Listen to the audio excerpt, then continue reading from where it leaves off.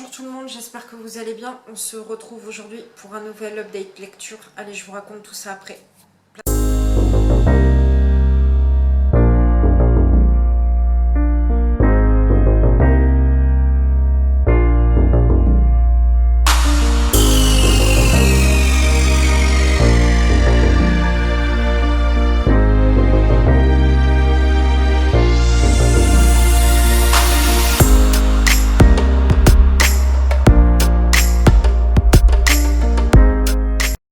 Donc, comme d'hab, je vous mettrai les couves ici.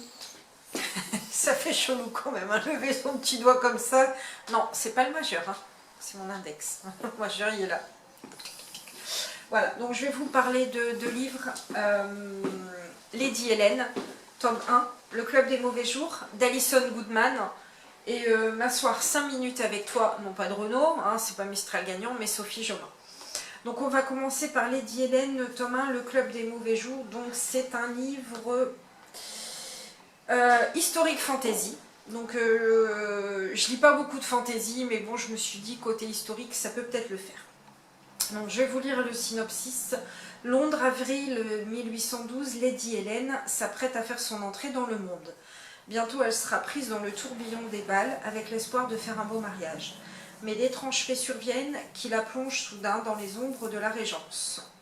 Une bonne de la maison disparaît, des meurtres sanglants sont commis, et Hélène fait la connaissance de Lord Carlston, un homme à la réputation sulfureuse. Il appartient au Club des Mauvais Jours, une police secrète chargée de combattre des démons qui ont infiltré toutes les couches de la société. Lady Hélène est dotée d'étranges pouvoirs, mais acceptera-t-elle de renoncer à une vie faite de privilèges et d'insouciance pour basculer dans un monde terrifiant? Bon, j'avais une appréhension en commençant ce livre, parce que la fantasy, c'est absolument pas mon genre de lecture préféré, mais vraiment, c'est même quelque chose avec laquelle j'ai beaucoup de difficultés. Parce qu'il y a trop souvent de longueur. Vous savez, les genres où ça met 200-300 pages à se mettre en place, pas pour moi. Mais je me suis dit qu'associé à l'historique, ça pouvait passer. C'est passé, mais ça a été vraiment limite, parce que, comme dans beaucoup de livres fantasy, il y a beaucoup de longueur. Surtout pour mettre l'histoire en place, et moi, je recommence. Ça me déstabilise, et ce qui fait qu'à chaque fois, j'ai du mal à retourner dans ma lecture. Mais bon côté, ça a été plutôt une bonne lecture, vraiment. Le côté historique, ça rattrape vraiment le côté long de la fantaisie. Alors ça n'a pas été sans me rappeler les Bridgerton, la jeune fille qui veut faire son entrée dans le monde et tout. Ah, vous avez vu ma belle tasse, les gars? Disneyland Paris. D'ailleurs j'y retourne bientôt. Voilà. Donc mais en même temps, les longueurs, elles ne m'ont pas non plus tellement gênée parce qu'elles sont vraiment nécessaires à la bonne compréhension du livre. Parce que, en fait, dans ce roman historique fantasy, il y a beaucoup de personnages et donc il faut vraiment que ça se mette en place, il faut vraiment apprendre à connaître tout le monde, ce que chacun fait, machin, enfin, vous voyez un peu le truc.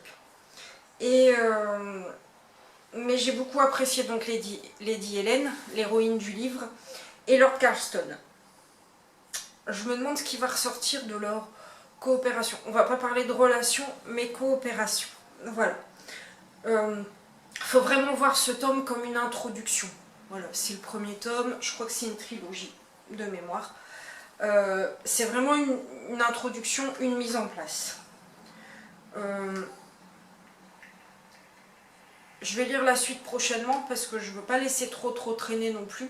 Mais j'espère être plus enjoué quand même, et qu'il y ait moins de longueur. Parce que sinon, ça va être difficile pour moi de continuer à lire la... Je crois que c'est une trilogie, ouais. À lire la trilogie s'il y a encore autant de longueur dans le tome 2. J'espère vraiment que ce sera moins long. Voilà. Ensuite, j'ai lu M'asseoir 5 minutes avec toi de Sophie Jomain. Donc là, sortez le mouchoir. Donc je vais vous lire le synopsis. Claire et Julien se sont follement aimés. Un coup de foudre, un mariage et enfin une fille Pauline, belle, parfaite et différente.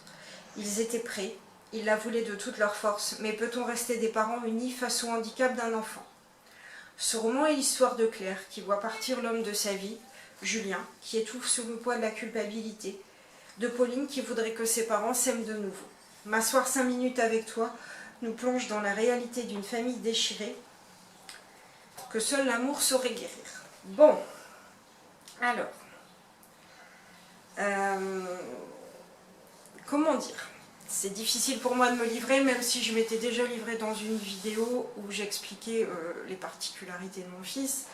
C'était dans le livre L'enfant atypique d'Alexandra Reynaud, où j'ai expliqué tout le parcours de Nathan.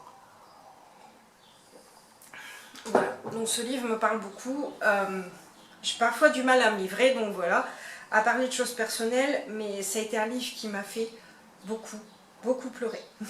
Trop même. Bah ouais, parce que quand on a un enfant différent des autres, en fait la jeune fille du livre, elle a vécu des choses que, donc c'est imagé, forcément c'est dans un livre, même si vous connaissez un peu, Sophie Joming, vous la suivez sur les réseaux, vous savez, enfin voilà, je vais pas déballer sa vie, c'est pas à moi de le faire, mais voilà, la particularité des enfants, ça lui parle, voilà, moi ça me parle aussi, parce que ce que la fille Pauline vit dans le livre, moi mon fils l'a vécu dans la vraie vie, quoi, hein, dans la vie réelle, donc forcément ça me touche, ça remue, ça secoue, et on finit en larmes. Bah ouais, parce que moi, les histoires mentionnant un enfant qui ne sait pas faire de vélo, un enfant qui a du mal à lasser ses chaussures, le harcèlement scolaire notamment, les sons. Vous savez, quand il y a des sons, par exemple, Nathan supporte pas le bruit des couverts dans l'assiette. C'est bête, mais voilà, Nathan ne sait pas rouler à vélo. Après, c'est tout, c'est pas grave, quoi. On s'en fiche, quoi. On n'a pas besoin de savoir rouler à vélo pour faire des études, quoi. Mais et faire ses lacets, c'est des choses qui sont compliquées pour lui et compliquées pour les enfants, soit qui ont un trouble du spectre autistique, soit qui ont un TDAH, soit, enfin, voilà, des troubles 10, enfin bon, hein. Mais moi, forcément, ça, vous le lisez dans un livre. Si vous n'avez pas d'enfant à particularité, vous allez dire, ouais, bon, hein.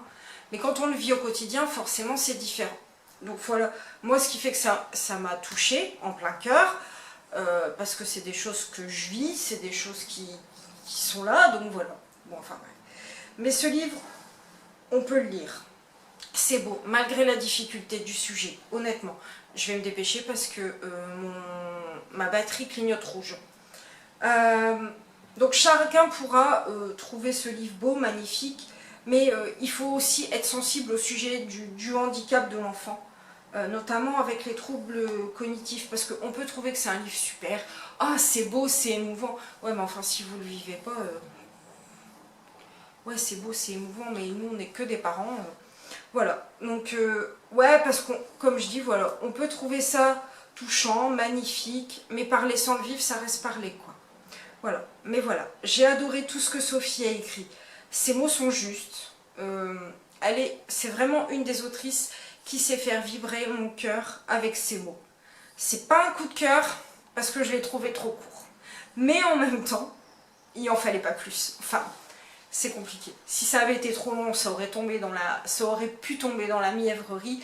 Là, j'ai trouvé ça trop court. Mais enfin, vous voyez, les sentiments, ils sont ambivalents. Mais voilà, mais en attendant, j'ai vraiment adoré, je vous le conseille. Et ça a été vrai, c'est un roman qui va me laisser vraiment une trace dans ma vie de lectrice, pardon, et dans mon cœur. Voilà, voilà. Bon, je suis désolée, j'ai fait un peu vite sur la fin, mais je vois ma batterie qui clignote. Donc, je vous dis à très bientôt pour une nouvelle vidéo. Je vous fais de gros bisous et prenez soin de vous surtout. À très bientôt. Bye bye tout le monde.